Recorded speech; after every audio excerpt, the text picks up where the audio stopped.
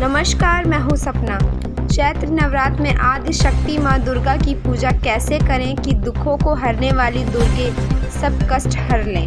P news Bharat ने आचार्य ओम जी से बात की। नवरात्र में पूजन विधि से लेकर वस्त्र धारण, भोजन व समोह यानी समय सहित हर उस बिंदु पर जिससे मिले दर्शकों को 100% लाभ। देखिए राजेश चौधरी की बातचीत आचार्य ओम के साथ और उठाएं इससे लाभ। नमस्कार, मैं हूँ राजेश चौधरी। हिंदू धर्म में नवरात्रों का जो महत्व है किसी से छिपा नहीं है। कहते हैं कि हर इंसान अपनी बिगड़ी हुई किस्मत माँ दुर्गा की पूजा करके संवार सकता है। इस बार जो नवरात्र हैं 2 अप्रैल से प्रारंभ हो चुके हैं। पी न्यूज़ भारत पर हम पहले दिन नवरात्र में किस देवी की किस विधि विधान से पूजा करें ये दिखा चुके हैं। इस नवरात्रियों के बारे में हम ज़्यादा जानकारी करते हैं। हमारे साथ हैं यूपी के जाने माने पंडित शिवशंकर जी के सुपुत्र आचार्य ओम जी से।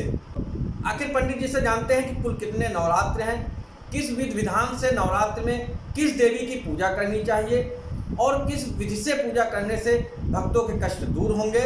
साथ ही पंडित जी से वो बातें जानते हैं जो अन्य चैनलों पे आपको न दिखाई जाती होंगी न बताई जाती होंगी। सबसे पहले तो पंडित जी आपका हमारे चैनल में बहुत बहुत स्वागत है। धन्यवाद। सभी भक्तों को नवरात्रि की हार्दिक शुभकामनाएं। पंडित जी आप हमारे दर्शकों को बताइए कि इस बार जो है कितने नवरात्रि हैं और नवरात्रि में जो कलश रखा जाता है वो किस विधि विधान से रखा जाना चाहिए और कैसे हम किस दिन किस देवी की पूजा करें और नवरात्रों का क्या महत्व है, इन एक एक बिंदु पे हमारे दर्शकों को पंडित जी बताइए। बहुत बहुत धन्यवाद राजेश जी।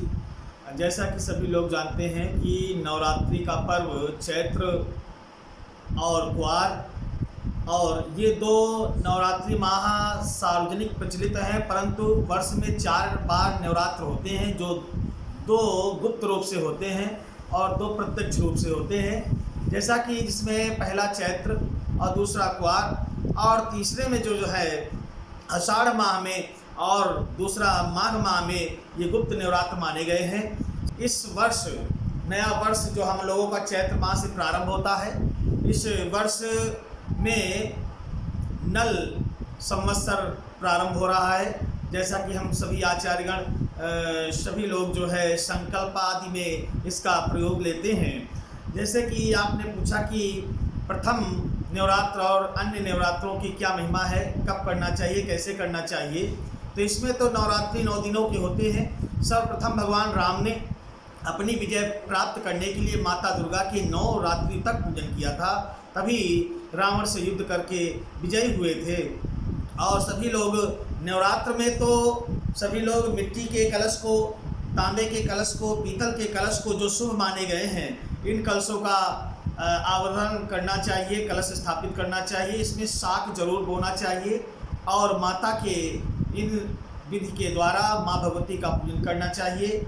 सर्वप्रथम पहला नवरात्र जो माता शैलपुत्री का आता है, फिर शैलपुत्री का पूजन जो पर्वत से उत्पन्न हुई माता कहलाती हैं, उनको हम शैलपुत्री कहते हैं। शैलपुत्री के पूजन के लिए जिनके घरों में संतानोत्पत्ति में बाधाएं आती हैं, उनको शैलपुत्री का पूजन करना चाहिए। इसमें सर्वप्रथम लाल चूरे के चंदन से हवन करना चाहिए और प्रथम दिन जो है 2 वर्ष की कन्या को भोजन कराना चाहिए। और फिर द्वितीयम ब्रह्मचारिणी जैसा रूप कहा गया कि ब्रह्मचारिणी जो ब्रह्म की पुत्री या ब्रह्म पत्नी कही गई हैं। ब्रह्मचारिणी का स्वरूप श्वेत वस्त्रों में सुशोभित हैं और उनके हाथ में कमंडल लिए रहती हैं और उस कमंडल से सभी बाधाओं के रोगों को निवृत्त करती हैं। इस दिन सफ़ेद चंदन के चूरे से हवन करना चाहिए। सभी लोग जो बीमारी से ग्रसित रहते हैं उनको सफ़ेद चंदन के चूरे से हवन करना चाहिए। और तृतीयम चंड घंटेति, माता चंड घंटा जी का तृतीय दिन है। इस दिन सभी लोगों को गाय के घी से हवन करना चाहिए। इससे तरह तरह की महामारी, रोग इत्यादि सब समाप्त हो जाते हैं।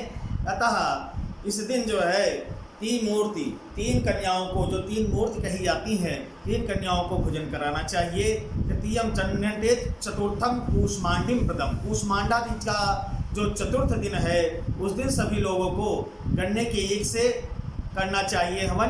इससे माँ भगवती सबके घरों में धन धान्य की प्रवर्धता देती हैं। और चतुर्थम कूष्मांडिम पदम, पंचमम दुर्गम स्कंद माता, पांचवी माता स्कंद माता आती हैं। इस दिन भी जो है गन्ने के ईखों से जो है हवन करने का विधान शास्त्रों में बताया गया है। सभी लोग जिनके यहाँ अनेक प्रकार की बीमारियाँ इत्यादि रहती हों, इससे भी हवन कर सकते हैं। इससे सुख समृद्धि और रोग निवृत्ति की प्राप्ति होती है। अतः इस दिन भी आप सभी लोग इस प्रकार से पूजन कर सकते हैं। पंचमन दुर्गम इसका मतलब खष्टम कात्यायनी पिदम, माता कात्यायनी जी का भी पूजन सफ़ेद तिल्ली से भी हवन कर सकते हैं। इस दिन अनेक प्रकार के व्यापार संबंधी जो भी क्रियाएं होती हैं उनको भी इससे दूर किया जा सकता है। खष्टम कात्यायनी सप्तम कालरात्रि, कालरात्रि का माता का जो एक गधे पे बैठी हुई हैं और चर्म साड़ी को पहन करके बालों को फटकार करके हुए वो एक हाथ से जो है तलवार लेकर के रक्त, दुष्टों का रक्त पीती हैं, ऐसा स्वरूप शास्त्रों में वर्णित है। ये माता का प्रभाव ये है कि इस दिन जो है सभी लोग गुगुल से हवन करें तो माता जी शांति प्रदान करती हैं और दुश्मनों का नाश करती हैं। ऐसा कालरात्रि के विषय में भी बताया गया है शास्त्रों में। फिर अष्टम महागौरी प्रदम, महागौरी शांत स्वरूपा हैं जो वृक्ष के ऊपर बैठी हुई हैं। वृक्ष मतलब बैल के ऊपर बैठी हुई हैं और बड़े शांत भाव से सबके घरों में निवास करती हैं। इसके पूजन करने से सभी लोगों के यहाँ सुख समृद्धि धन वैभव की परिपूर्णता बनती है। इस दिन सभी भक्त देवधूप से हवन करें और माँ भगवती को प्रसन्न कर सकते हैं। और फिर अंतिम माँ सिद्धदात्री है, नवम दुर्गम सिद्धदात्री। सिद्धदात्री सभी याचक गण सिद्ध की साधना करते हुए अपनी इष्ट की पूर्ति करते हुए अपने अपने लक्ष्य को प्राप्त करने के लिए माँ भगवती का गुर्च इत्यादि से हवन करते हैं तो माँ भगवती प्रसन्न होती हैं। इसी प्रकार से सभी लोग अपने अपने घरों में 9 दिन तक माँ भगवती का पूजन करें। पंडित जी, ऐसी मान्यता है कि माँ दुर्गे जो हैं वाहन से आती हैं और उनका प्रस्थान भी जो होता है वो वाहन से होता है। क्या इस बार किस वाहन से माता जी का विशेष वाहन है जिससे उनका आगमन हुआ है और प्रस्थान किस वाहन से हुआ? हाँ राजेश जी, अब की बार माँ भगवती का जो नवरात्रि का प्रारंभ हुआ है वो दिन शनिवार से हुआ है। इसीलिए शनिवार के दिन से जब माता भगवती आती हैं तो उसमें अश्व में बैठ करके आती हैं। अश्व मीन्स घोड़ा, घोड़े पे सवार होकर के माता जी आई हैं। परंतु इसका प्रभाव ये है कि माता जब अश्व पे बैठ करके आती हैं तो संसार में विध्वंस, भय और अनेक प्रकार की महामारी का योग बन जाता है। इस बार भी ऐसी ही क्रियाएं होने की संभावनाएं हैं। और माता जी के अंतिम दिवस जो नवरात्रि का है वो रविवार का है। रविवार को माता जी के जाने का जो वाहन है वो भैंसा है। भैंसे पे बैठ करके माता भगवती यहाँ से प्रस्थान करेंगी सभी के घरों से। अतः इसका प्रभाव जो संसार में होगा वो अनेक प्रकार की अकाल मौतें, राज भय और सर्प भय इत्यादि रोग आदि भय व्याप्त होंगे संसार में। अनेक प्रकार से बाधाएं और संसार में विध्वंसकारी युद्ध जैसी स्थितियां बन सकती हैं, ऐसा योग शास्त्रों में वर्णित किया गया है। अतः इस प्रकार से जो माँ भगवती की पूजन करेंगे, जैसा कि हमने अभी बतलाया, अतः माता भगवती को अत्यधिक प्रसन्न करने के लिए जो है सभी लोगों को अष्टमी या नवमी के दिन विशेष रूप से हवन करना चाहिए। इसमें आचार्य को बुला करके विधि विधान के साथ में माता भगवती का हवन करना चाहिए। अतः इस प्रकार से जो भी मनुष्य हवन करेंगे और 9 कन्याओं को भोजन कराएंगे। परंतु कन्याओं के विषय में बतलाया गया है कि जो 2 वर्ष की कन्या होती है कुमारी होती हैं, 3 वर्ष की सिद्धदात्री और 4 वर्ष की कात्यायनी और 5 वर्ष की चंडिका, अतः अब 8 वर्ष की सांभवी कही गई हैं और 9 वर्ष की माता दुर्गा कही गई है और 10 वर्ष की सुभद्रा कन्या होती हैं। अतः इससे अधिक आयु की कन्याओं को भोज न करावें। इसलिए इतने की आयु में माँ भगवती को कन्याओं को बुला करके हमारे सनातन धर्म के अनुसार कन्याओं को भोजन कराने की ये प्रक्रिया है, इसीलिए उनको भोजन करावें। पंडित जी, आपने बताया कि कन्याओं को भोजन कराएं, क्या वो सही तरीका है जिससे कन्याओं को भोजन कराएं, उनका पूजन करें? वो हमारे दर्शकों को बताइए ताकि उनको विशेष लाभ मिले। हाँ जी, बहुत अच्छी बात पूछी आपने। इससे सर्वप्रथम तो कन्याओं को हमने बतलाया कि कितने वर्ष की कन्याओं को भोजन कराना चाहिए और भोजन शुद्ध सात्विक होना चाहिए। वैसे तो माँ भगवती के अनेक रूप हैं और 9 रूपों की उनको विशेष महत्व दिया गया है। अतः इसमें जो है कन्याओं को बुला करके सर्वप्रथम उनके चरणों को धुलें और धुल करके एक सफ़ेद साफ स्वच्छ आसन पे उनको बिठा करके उनके मस्तक पे लाल तिलक करें, बिंदी लगावें और फिर उसके बाद पुष्पों से उनको सुसज्जित करें। सुसज्जित करने के बाद उनके सामने नए पात्र में या जो भी यथासंभव पात्र हो उसमें जो है उनको भोजन रखें और भोजन बहुत ही श्रद्धा भाव के साथ में उनको कराना चाहिए। सर्वप्रथम इसमें आप सभी लोग हलवा, पूड़ी, खीर इत्यादि या किसी भी विशेष दिन को लेकर के यदि चलेंगे तो प्रथमम शैलपुत्री के हिसाब से हमने जैसे बताया कि आप सभी लोग उनके इच्छा अनुसार जो है भोजन भी करा सकते। इसमें ईख देने का भी प्रबंध है। ईख माने जो गन्ना होता है उसको आप देंगे तो उससे भी सुख समृद्धि बनती है। और इस प्रकार से फिर जब कन्याएं भोजन कर लें तो उनको यथाशक्ति दक्षिणा दें, फल देवें और हो सके तो एक एक फल नारियल का देवे तो अति शुभ माना गया है। और इसके बाद जो अग्रास होता है, जो ग्रास होता है उनका कन्याओं के द्वारा, उसको आप लेकर के किसी अग्निकुंड में बना करके उसमें भी छोड़ें। वो भोग आदि होता है जो भोग में लगाया जाता है। अतः इस प्रकार से जो भी कन्याओं का पूजन करेंगे उनके घर में सुख समृद्धि धन वैभव से परिपूर्णता बनेगी। पंडित जी, जैसे मान लीजिए कि कोई व्यक्ति है बहुत दुखी है और कष्ट उसके नहीं हर रहे हैं, उस व्यक्ति को किस प्रकार से नव दुर्गा माँ की पूजा करनी चाहिए और वो कौन से मंत्र हैं जिनका जाप करने से व्यक्ति के सारे दुख जो हैं वो दूर हो जाएंगे, ये हमारे दर्शकों को बताने का प्रश्न है। जी, बहुत अच्छी बात है कि आज के इस वातावरण में सभी लोग दुखी और परेशान हैं। इसका वैदिक सिद्धांत के अनुसार बहुत ही अच्छा उपाय बताया गया है शास्त्रों में। आप सभी लोग यदि समय का अभाव हो तो केवल अष्टमी के दिन या नवमी के दिन पूरे दिनों का लाभ ले सकते हैं। इस दिन आप सभी लोग गुगुल ले लें, लौंग ले लें और उसी में थोड़ा सा कपूर डाल करके माँ भगवती के लिए हवन करें। इससे आपके घर में सुख समृद्धि के साथ में रोग की निवृत्ति हो जाएगी। ये शास्त्र का प्रयोग है। और इस दिन जो भी भक्त माँ भगवती का यथोचित पूजन करते हैं उनको संपूर्ण नवरात्रि का फल प्राप्त हो जाता है। यदि संभव हो तो दुर्गा सप्तशती का पाठ करें और राम रक्षा स्तोत्र का पाठ करें, क्योंकि माँ भगवती दुर्गा सप्तशती में कहती हैं, अतः 11वें अध्याय में कि जो है इत्थं यथा यदा बाधा दानवेति भविष्यति तदा दाता वर्ति माहं करिष्यामि संक्षयम। अतः ये माता जी ने हम लोगों से वादा किया था।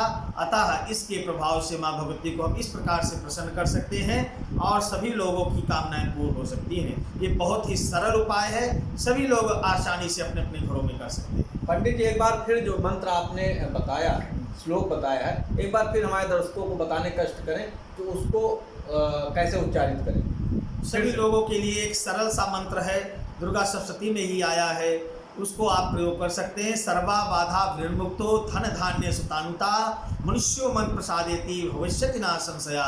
इस मंत्र के द्वारा यदि गूगल और घी और साथ में काले तिल, लौंग, इलायची इत्यादि मिला करके आप आहुतियाँ माता को देंगे यज्ञ के रूप में, तो आप सभी लोगों की इच्छित मनोकामनाएं पूर्ण होते हुए रोग से निवृत्ति मिल जाएगी। ये बहुत ही सटीक और सुलभ उपाय है। ये सभी भक्तगण इसे करें अपने अपने आवासों पे, इससे सुख समृद्धि निश्चित है बनेगी।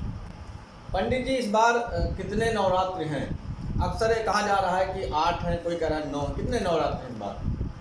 अब की बार तो नवरात्रि वैसे तो देखा गया है लोकापवादित में जो है अष्टमी के दिन तक ही नवरात्रि का विशेष महत्व बताते हैं, अष्टमी से जोड़ते हैं आचार्यगण। अष्टमी शनिवार से नवरात्र प्रारंभ हुए और शनिवार तक जाते हैं, शनिवार को अष्टमी हो रही है।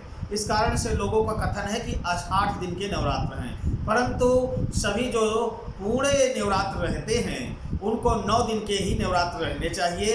एक दिन का भी गैप नहीं होना चाहिए, उसमें एक दिन का भी अवशेष नहीं रखना चाहिए। 9 दिन पूरे नवरात्र रहें। नवरात्रि 9 दिन की ही मानी गई है और नौमी रविवार के दिन है। इस दिन आप सभी लोग माता जी का पूजन विधि विधान के साथ में करें, हवन करें और फिर 10वीं के दिन सोमवार को सभी लोग प्रातःकाल माँ भगवती को पूजन करके अपने व्रत का पारायण कर सकते हैं। इस विधि से आप सभी लोगों को पूजन करना चाहिए। पंडित जी, अक्सर जो लोग बात करते हैं नवरात्रि में उन कामों की जो करने चाहिए, पूजा विधि करनी चाहिए, हमारे दर्शकों को बताइए कि वो कौन से कार्य हैं जो नवरात्र में नहीं करने चाहिए। या पूजन माँ दुर्गा का उस विधि से नहीं करना चाहिए? बहुत से लोग जानकारी नहीं रहती है, गलत तरीके से पूजन कर लेते हैं। वो कौन से कार्य हैं जिनको नहीं करना चाहिए, हमारे दर्शकों को बताने का। बहुत अच्छी बात है। नवरात्रि में सभी लोग सोचते हैं कि ये नवरात्रि चल रहे हैं, इसमें जो है कोई नवीन कार्य कर लिया जाए, घर बनवाया जाए, दुकान खुलवाई जाए, ऐसे काम नहीं करने चाहिए। कोई पर्सनल कार्य जो अपने हितार्थ हो वैसा कार्य नहीं करना चाहिए। इसमें सभी लोग सार्वजनिक कार्य करें, भंडारा करें, माता के जगराता करें, माता के नामों के भागवत करें, रामायण करें, ऐसे चरित्रों का अनुष्ठान करना चाहिए। इसमें जो है भवन निर्माण, वाहन खरीदना और इस प्रकार के कार्यों को नहीं करना चाहिए। जैसे कि सभी लोग नवरात्रि में मुंडन इत्यादि करते हैं, परंतु उसका भी एक मुहूर्त होता है। वैसे जब मान मनता का आप लोगों का है कोई मुंडन संस्कार या कर्ण छेदन संस्कार मान मनता का है तो उसको तो आप कर सकते हैं, परंतु इसके लिए भी निषेध बताया गया है। इसमें कोई मुहूर्त ऐसा नहीं माना जाता है। सभी लोग आचार्य से परामर्श लेकर के मुहूर्त को ज्ञात करें, उसी के अनुसार कार्य करना चाहिए।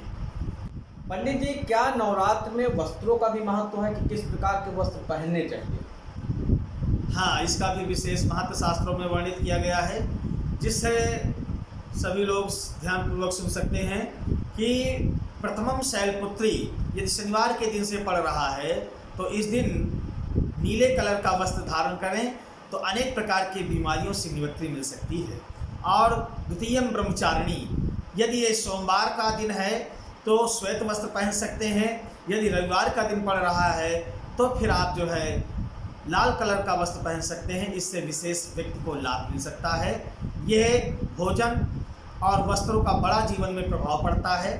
प्रत्येक दिन के वस्त्र भी बताए गए हैं और प्रत्येक दिन का भोजन भी बताया गया है। उसके अनुसार ही भोजन भी करना चाहिए। जो भी उपवास और व्रत रखते हैं उसमें भी बड़ा प्रभाव है, बहुत ही विचार करना चाहिए। सभी लोगों को गरिष्ठ भोजन नहीं करना चाहिए, मांसाहार इत्यादि से दूर रहना चाहिए। इसमें शुद्ध सात्विक होकर के वैसे तो बहुत ही स्वल्प आहार लेना चाहिए, क्योंकि व्रत का मतलब ये नहीं कि हम सभी लोग हर समय तक भोजन करते रहें। वैसे तो हर एक प्रसाद में तुलसी दल रख करके उसको ग्रहण करें और प्रसाद हमारा बहुत ही सूक्ष्म और संयमित होना चाहिए और समय काल की बद्धता के हिसाब से होना चाहिए।